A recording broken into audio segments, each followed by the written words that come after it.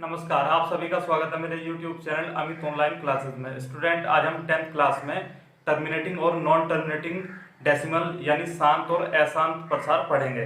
तो देखिए, उससे पहले कुछ बेसिक्स भी लेंगे, फिर क्वेश्चन भी करेंगे।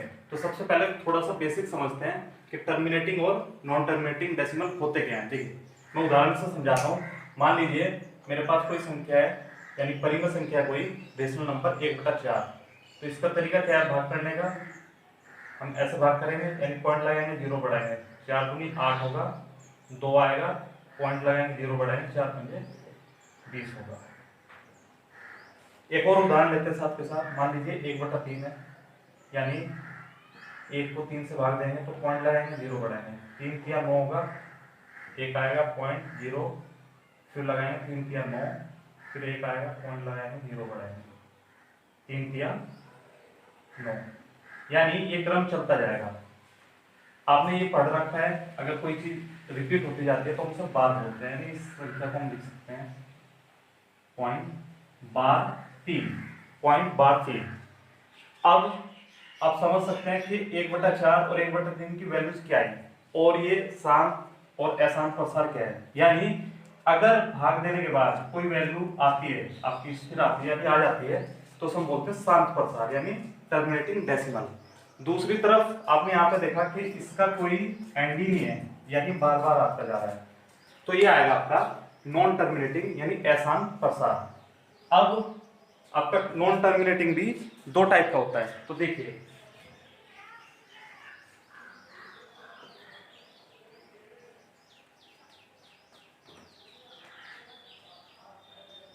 एक तो आता है आपका रिपीटिंग और एक आता है नॉन रिपीटिंग। हिंदी में से बोलते हैं आवर्ती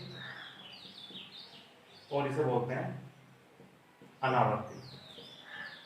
इसका उदाहरण अभी आपने देखा, पॉइंट 3 बार, यानी जो संख्या बार बार आएगी यानी वो आवर्ती बोला जाएगा।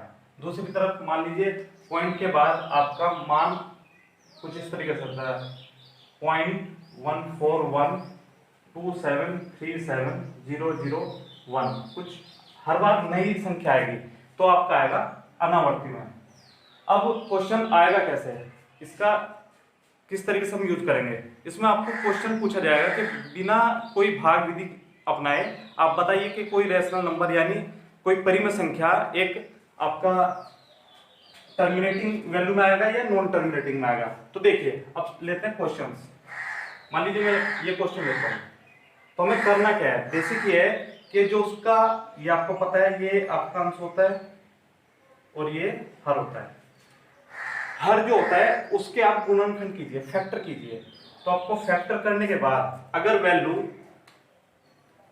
2 की पावर n और 5 की पावर m की फॉर्म में मिलती है, तो ये आपकी कैसी होगी, टर्मिनेटिंग फॉर्म होगी।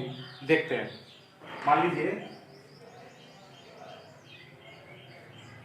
मैं लेता हूं 31 25 के गुणनखंड करता हूं, तो ये 5 से कटेगा,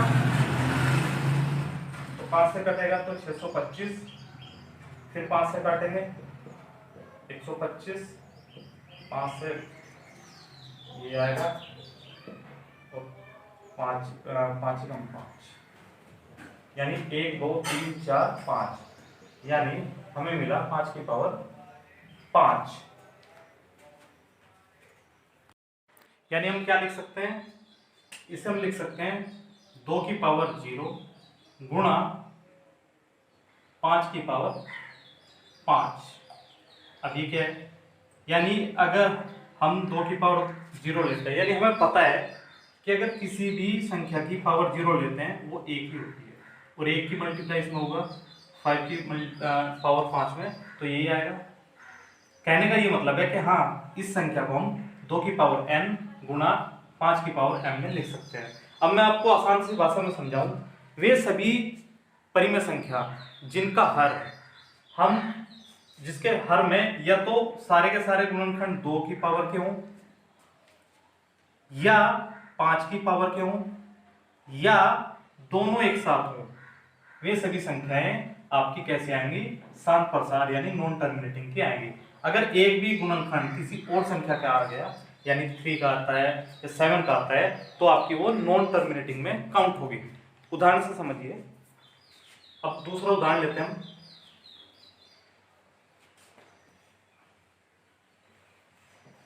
मान लीजिए हमारे पास है ये, तो मैं हर कोई चेक करना है, तो हर के यानी इसके फैक्टर लेंगे, तो ये कटेगा 5 से 5, तो देखिए 13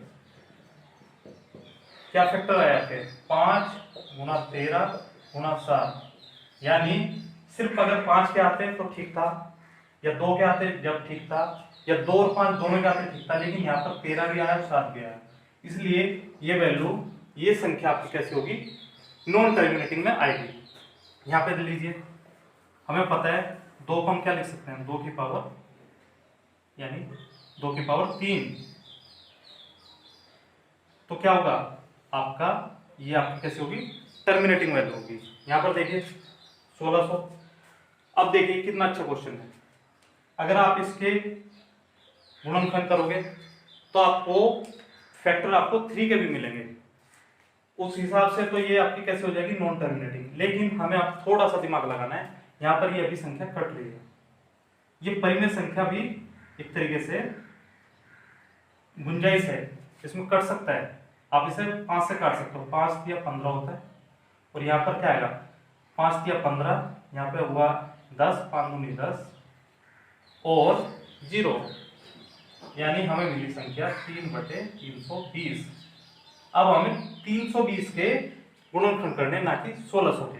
तो देखिए 320 के आएंगे तो क्या होगा, आप इसे 2 से काट सकते हैं, मैं थोड़ा ऊपर कर देता हूँ,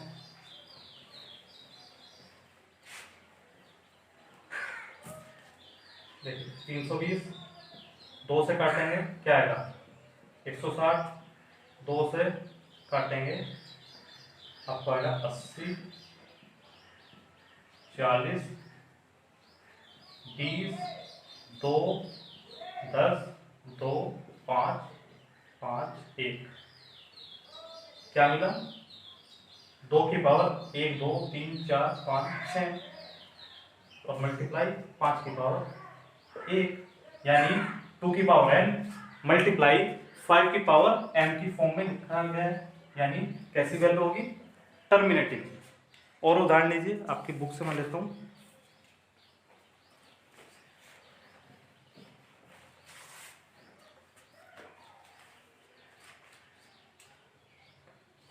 उनतीस 343, ये आपको पता है, इससे हम क्या लिखेंगे, इस 7 का क्यूब है, यानी ना तो इसमें 2 है, ना 5 है, ना दोनों है, यानी एक तरीके से अलग ही गुणनखंड है जो कि 7 के हैं। ये देखने से पता चल रहा है कि आपकी नॉन टर्मिनेटिंग होगी। और उदाहरण लीजिए, जैसे एक दिया है 23/2 की पावर 3 मल्टीप्लाई 5 की पावर 2, तो यहाँ पर तो ये करने की जरूरत नहीं है, पहले से दे के रखा हुआ है, तो ये वैल्यू भी आपकी टर्मिनेटिंग होगी। और उदाहरण लीजिए, मान लीजिए एक दिया 16/15, तो 15 के फैक्टर क्या होंगे 3 और 5, यानी 3 आते ही कैसा हुआ, नॉन टर्मिनेटिंग, क्योंकि हमें या तो 2 चाहिए या 5 चाहिए, दोनों चाहिए एक साथ। इससे अलग जैसे ही आएगा वो आपका नॉन टर्मिनेटिंग यानी अशांत प्रसार में आ जाएगा। लास्ट उदाहरण है 77/210,